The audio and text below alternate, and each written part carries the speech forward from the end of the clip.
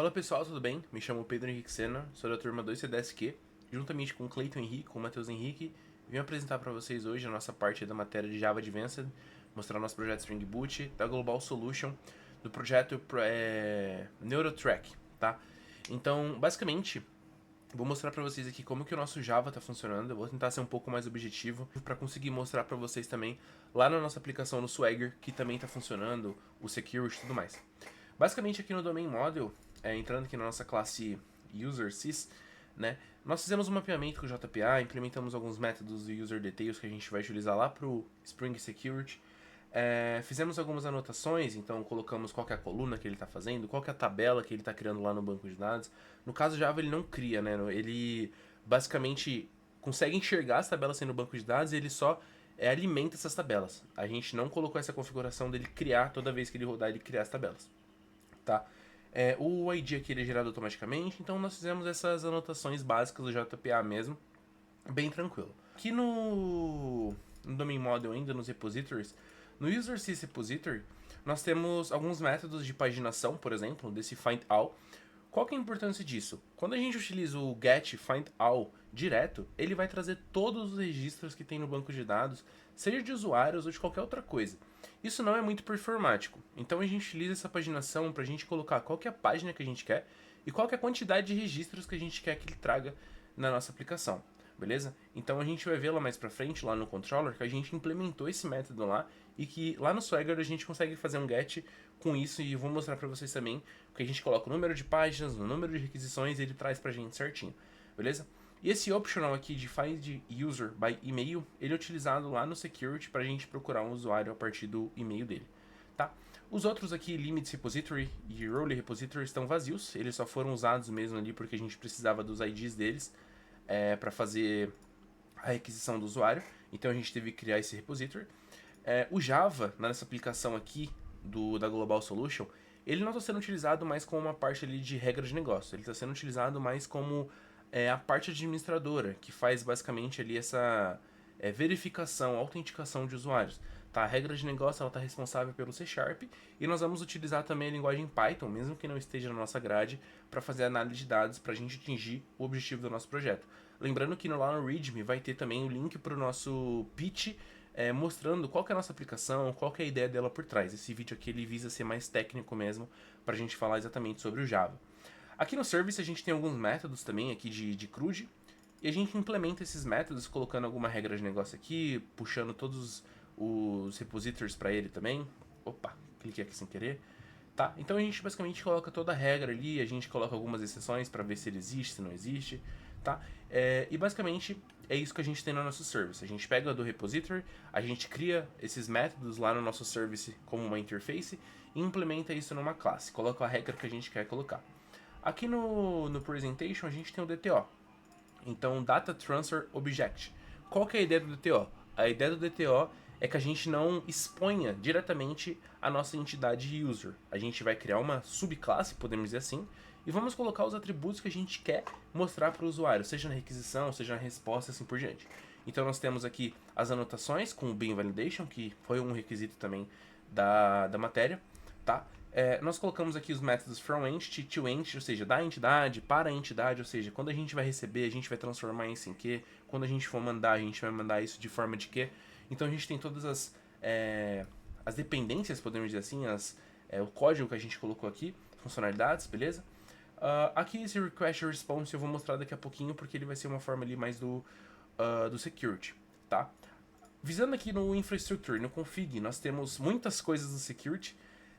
Vendo o tempo aqui, eu acho que não vai dar tempo de mostrar código a código, mas basicamente qual que é a ideia? A ideia do security é que a gente coloque uma regra em que não é qualquer pessoa que pode acessar os nossos endpoints e as nossas funcionalidades. Ou seja, nós utilizamos o token JWT. O que isso quer dizer? Quer dizer que para o usuário ele conseguir utilizar as nossas requisições, ele vai precisar estar logado na nossa aplicação, e quando ele estiver logado, ele vai receber um token, e esse token, quando estiver no front, o front vai tratar diretamente, então ele não vai precisar repassar, colar esse token em algum lugar para ele ter acesso. O front ele já vai tratar isso. Mas, no que a gente vai testar aqui, vocês vão ver que eu vou tentar fazer uma requisição sem estar logado, sem esse token, e ele vai dar 403. Ele vai falar que eu não posso fazer aquela requisição. E quando eu colar o token, ele vai permitir. Por quê? Porque eu fiquei logado na base de dados lá. Fiquei logado na base de dados não, no caso. Eu fiquei logado na aplicação. Então ele vai permitir, porque ele entendeu que aquele token existe. Então a gente tem aqui filtro para saber se esse token existe, se esse token é válido, para expirar esse token depois de quantos dias, semanas e alguma coisa do tipo. Nós temos configurações de cores também para não dar erro lá no nosso front-end. Basicamente isso aqui, ó, validar o token, gerar um token, por exemplo, e assim por diante. E aqui no request, no response que eu tinha falado antes ali no DTO, ele basicamente está falando, olha, quando você for fazer a requisição para fazer o login, você vai me passar o e-mail e você vai me passar a senha. Quando você for fazer o registro, ou seja, quando você for cadastrar, você vai passar o nome, e-mail, senha e assim por diante. E aqui no outro, basicamente, é a resposta que você vai receber. Quando você fizer o login, você vai receber o token. Então esse token você vai poder ter lá. E aqui, quando você fizer o registro, você vai receber o quê? O nome e o e-mail que você logou. Então, basicamente, de código, é isso que a gente tem. Eu não mostrei exatamente todos os detalhes, porque a gente só tem 10 minutos. E eu quero mostrar a aplicação funcionando também, tá? Mas, basicamente, essa é a ideia. Então, nós utilizamos o JPA, utilizamos o Swagger, nós utilizamos o Security, o Spring Web, e assim por diante, beleza? E aqui, agora, eu vou mostrar para vocês que a nossa aplicação está funcionando já na nuvem. Era um requisito deployar essa aplicação em alguma ferramenta. Então, nós deployamos ela na nossa máquina virtual da OCI, já fazendo essa integração ali já com a matéria de DevOps.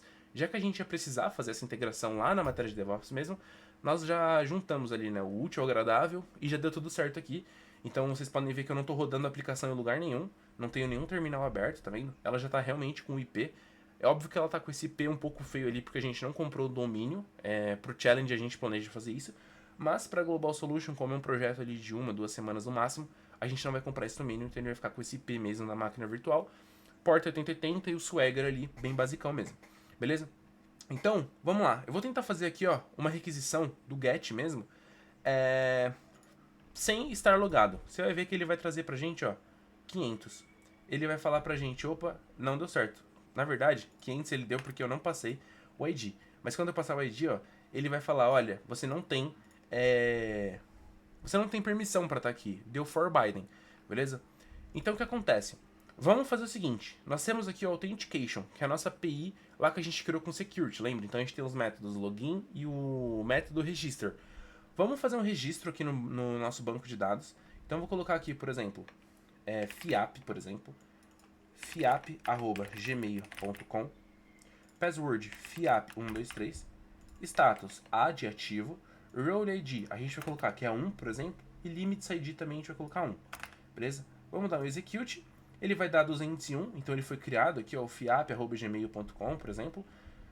Vamos lá dar um post, aqui agora no login, certo?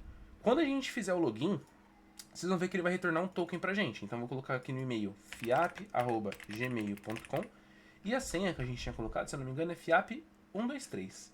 Então vamos lá aqui, ó, fiap123. Quando eu der o execute, ele vai trazer pra gente um token. Agora, presta atenção. Eu vou tentar fazer, de novo, lá no get, um execute. Ele ainda vai dar 403. Só que se eu vir aqui no authorize e colocar esse token que eu acabei de receber e dar um authorize e um close, se eu der um execute novamente, agora sim ele liberou. Então o security realmente está funcionando no nosso projeto. E agora eu quero mostrar para vocês também o nosso get lá com paginação que eu tinha falado, né? Então eu vou colocar aqui, por exemplo, try it out. A página que eu quero é a 0. Lembrando, quando a gente está mexendo com página, começa como se fosse um array. Então a página 0 é a 1, a 1 é a 2 e assim por diante.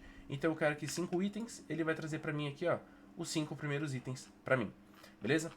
E dessa forma aqui, eu espero que a gente tenha conseguido atingir os requisitos da matéria de Java Advanced.